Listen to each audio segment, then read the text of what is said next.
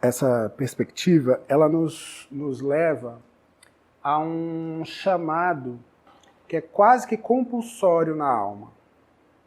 A crise, ela tem uma força muito grande para nos defender a mudança, né? E uma mudança que muitas vezes nada mais é do que uma realização do si mesmo. É aquele conceito junguiano que eu citei lá no começo, de individuação, né?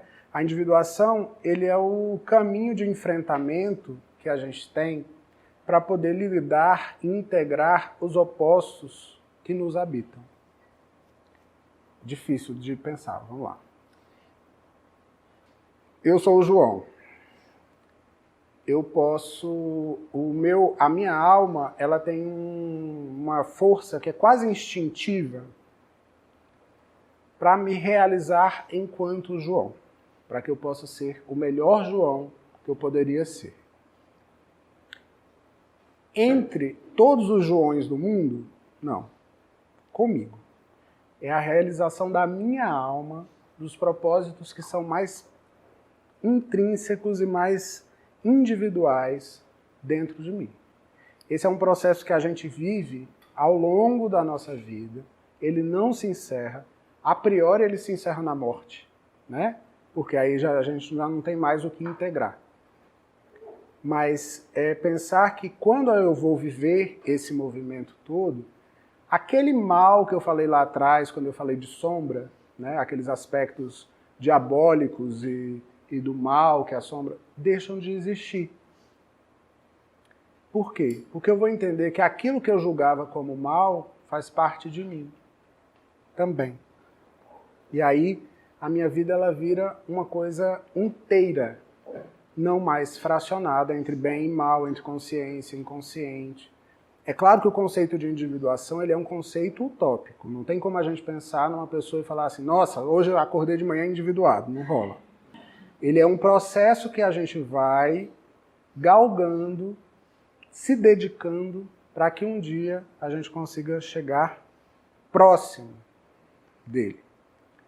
A crise que nós vivemos dentro da relação, assim como todas as crises que nós vivemos ao longo da vida, ela vai ter uma força, ela vai estar mobilizada por uma transição de arquétipos que me regem.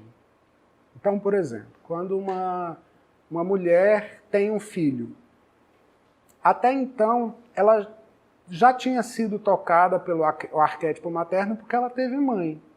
Mas ela passou a adensar muito mais o arquétipo materno depois que ela vai ter uma criança.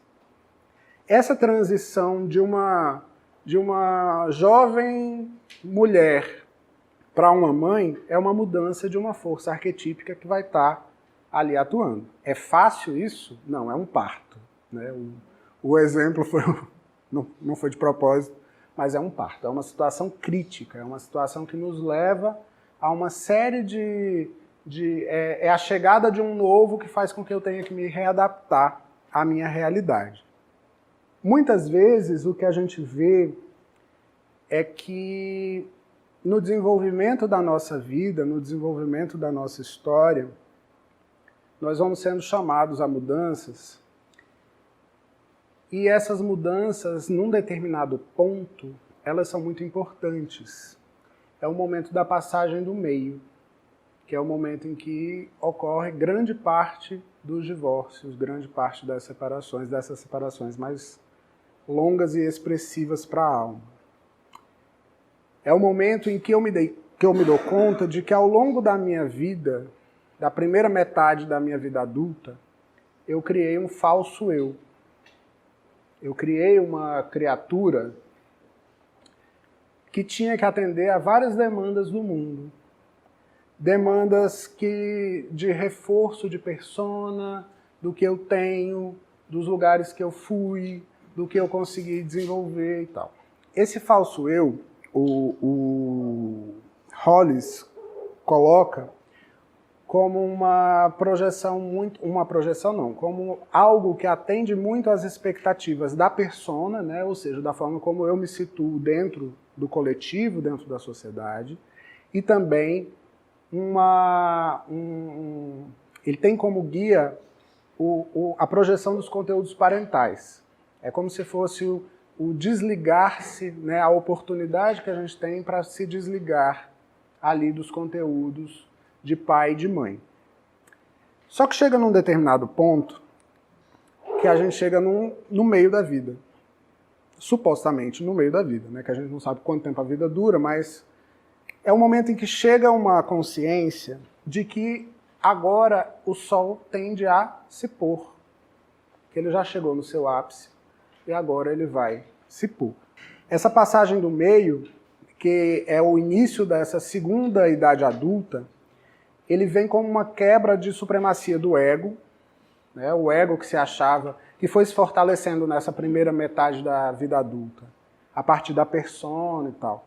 Ele vai perder uma supremacia, ele vai entender que ele não é o dono do castelo, de que ele é só um zeladorzinho, né, assim, que tem muita importância como zelador, mas que ele não é quem determina a função da vida.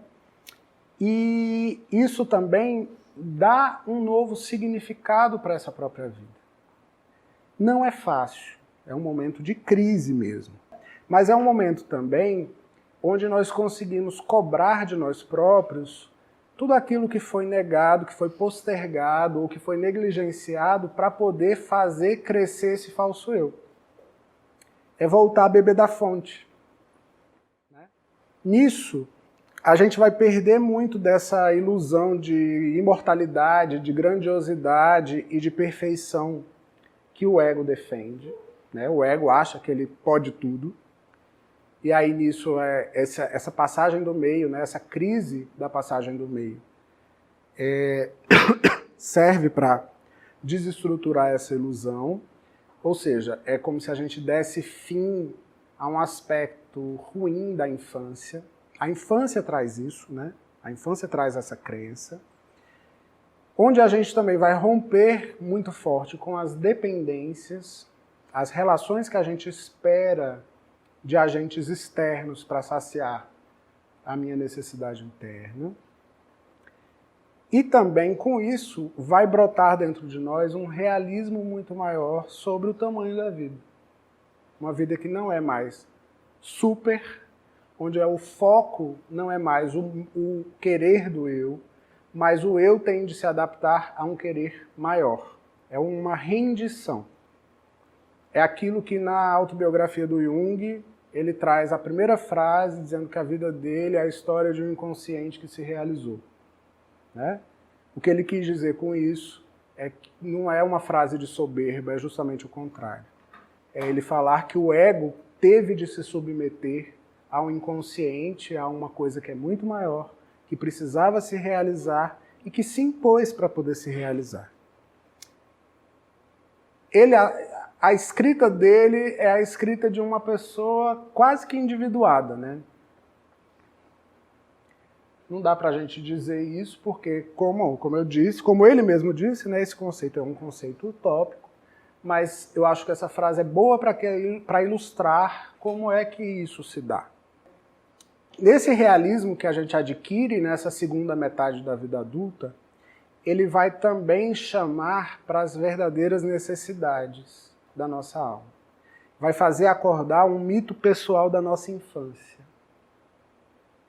Quem eu sou de fato? Não naquilo que eu me transformei para atender às expectativas do outro, aquilo que eu entendia como importante, mas quem eu sou? O que eu quero? Ou seja, tem uma criança que ela deixa de ser uma criança ferida, que a gente vai buscar sanativo para ela ao longo de um pedaço da vida, e a gente vai acordar uma criança divina que vai nos ensinar quem nós somos, né? Que vai nos pegar pelas mãos e nos levar nesse caminho. Eu dei essa volta toda porque o Jung coloca o casamento, a relação, como a via régia do autoconhecimento e da realização de si mesmo. Né? Inclusive, ele traz a imagem do casamento, a imagem na alquimia do casamento, para poder falar do desenvolvimento da psique. Ou seja, a gente tem de entender que o casamento ele é uma oportunidade ótima. O problema é o uso que a gente faz das nossas oportunidades, né? Se a gente consegue ter uma boa forma de viabilizar o casamento, a gente vai conseguir, com ele, se defender muito mais das neuroses que foram criadas ao longo da vida e ampliar a nossa percepção para a realidade e nos situarmos melhor também dentro dessa realidade.